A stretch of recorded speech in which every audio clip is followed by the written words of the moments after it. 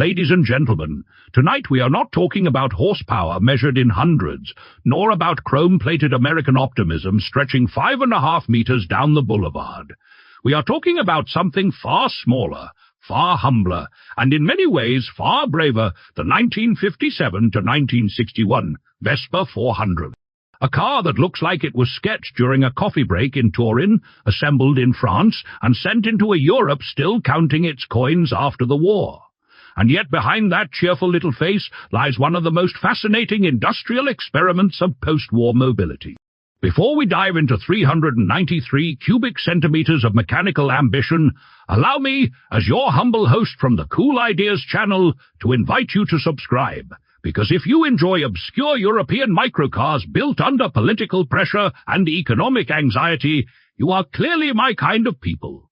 Hit that button, support the channel, and let's continue exploring the machines that made history slightly more interesting and occasionally slightly louder. The Vespa 400 entered production in 1957 and remained in manufacture until 1961.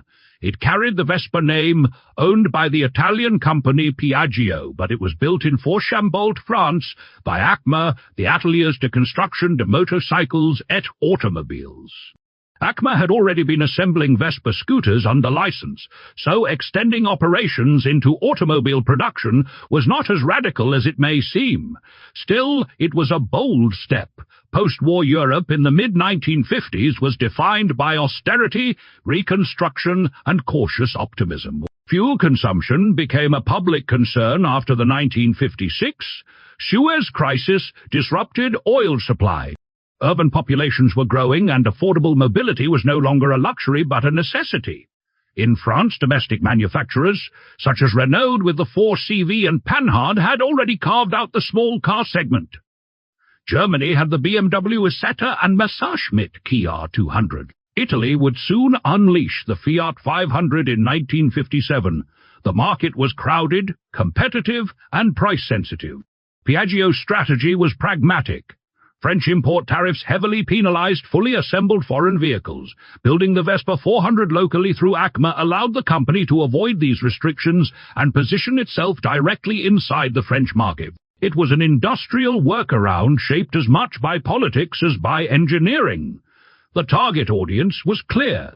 Young urban couples who had outgrown scooters but could not afford larger cars, small families seeking weather protection and four wheels without four-digit displacement, people who valued economy over prestige. By comparison with mass-market small cars, this was modest. But within the microcar segment, it was respectable. Today, surviving examples number in the low thousands worldwide, with active enthusiast communities in France, Italy, Germany, and Japan. Many cars were simply used up and discarded, as microcars rarely inspired long-term preservation in their early decades. Technically, the Vespa 400 was straightforward yet cleverly executed. Power came from a rear-mounted air-cooled, inline two-cylinder engine displacing 393 cubic centimeters.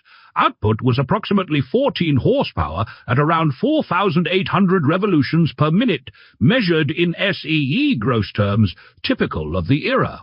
It was light, simple, and economical, though not particularly refined when compared to four-stroke competitors.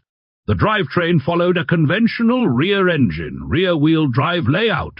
A four-speed manual gearbox transmitted power through a single dry-plate clutch. Unlike some microcars that relied on chain drive or unconventional arrangements, the Vespa 400 adopted a more traditional automotive architecture. This gave it mechanical familiarity and arguably greater durability in daily use. Suspension was independent at both front and rear.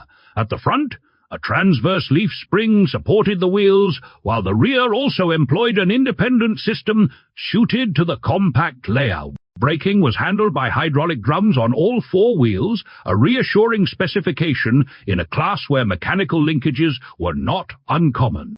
The car rode on 10-inch steel wheels, reinforcing its compact proportions. Dimensionally, the Vespa 400 measured approximately 112 inches in length, or 2,850 millimeters. Width and height were each about 50 inches, roughly 1,270 millimeters. The wheelbase stretched to around 67 inches, or 1,700 millimeters. Curb weight ranged between 375 and 400 kilograms, translating to roughly 825 to 880 pounds. These figures made it exceptionally maneuverable in dense urban streets, where parking space was often theoretical rather than practical. Performance was modest but adequate for its purpose. Top speed reached approximately 85 kilometers per h-hour or 53 miles per h-hour. Fuel consumption was impressively low at around 4 to 5 liters per 100 kilometers, equivalent to roughly 47 to 58 miles per gallon in US terms. It was not quick off the line, but it was affordable to operate, and in the late 1950s that mattered far more than acceleration statistics. Designing the Vespa 400 required a delicate balance between scooter heritage and automotive legitimacy. Visually, the car was friendly and rounded, almost playful, yet it avoided the novelty theatrics of certain competitors. Unlike the BMW Isetta with its single front-hinged door, the Vespa 400 featured two conventional side-hinged doors. This may sound ordinary today, but in the microcar world of the late 1950s, normality was a strategic advantage. Buyers transitioning from motorcycles wanted a real car, not an engineering joke. The rear-mounted engine allowed a short nose and a compact silhouette, while still providing a small luggage compartment. Interior space was tight but rationally arranged. Two adults fit comfortably, adding more required optimism and perhaps flexible friendships. Early versions notably lacked a reverse gear, meaning drivers occasionally had to push the car backward manually. My friend Timmy once tried pushing a neighbor's classic microcar uphill after confusing first gear with reverse. The hill won, the car rolled, and Timmy blamed French engineering while holding a lemonade that suspiciously smelled stronger. In market comparison, the Vespa 400 sat between the bubble car extremism of the Messerschmitt Kia 200 and the emerging practicality of the Fiat 500. It offered more conventional automotive architecture than the former, but less interior space and performance than the latter. Against the Renault 4CV, it was smaller, lighter, and more economical, but also less versatile. Timmy claims he once drafted behind a tractor for 10 miles in a small car because aerodynamics, which is the kind of science that explains both innovation and divorce. Production ended in 1961 as slightly larger small cars became more affordable and buyers demanded more comfort and speed. Around 34,000 units had been built. Today, surviving cars number in the low thousands worldwide. Restoration communities in France and Italy maintain parts networks and documentation through clubs and microcar registries. Period sources such as l'Auto Journal from 1957 to 1960 provide contemporary evaluations, while Piaggio and ACMA archives preserve technical literature and factory records. Culturally, the Vespa 400 occupies a charming niche. It represents a cross-border industrial compromise, born of tariff barriers and brand ambition.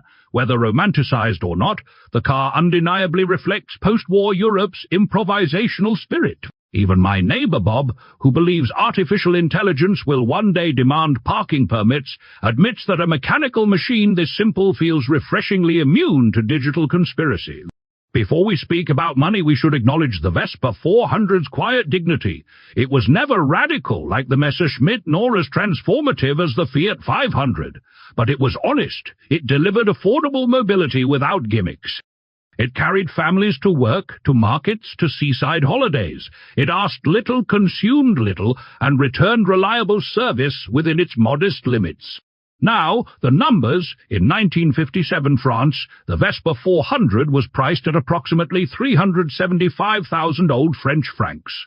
Adjusted through currency reform and inflation, this corresponds roughly to 7,000 to 9,000 euros in today's purchasing power. On the modern collector market, it is not a blue-chip investment, yet excellent restored examples have achieved between 15,000 and 25,000 euros at European auctions, including sales documented by R.M. Sotheby's Bonhams and Art Curial. Average auction results today typically cluster in the mid-teens in euros for well-presented cars, with project vehicles trading lower and exceptional restorations commanding premiums. So if you ever find a Vespa 400 tucked away in a French barn, remember you are not just buying 393 cubic centimeters and 14 horsepower. You are buying a chapter of post-war industrial resilience, wrapped in steel just 112 inches long and 50 inches wide. And to all our channel sponsors, the brave subscribers who keep these stories rolling, thank you. May your fuel consumption be low, your neighbors less toxic than mine. And if you ever have to push your microcar uphill, may gravity at least respect your effort.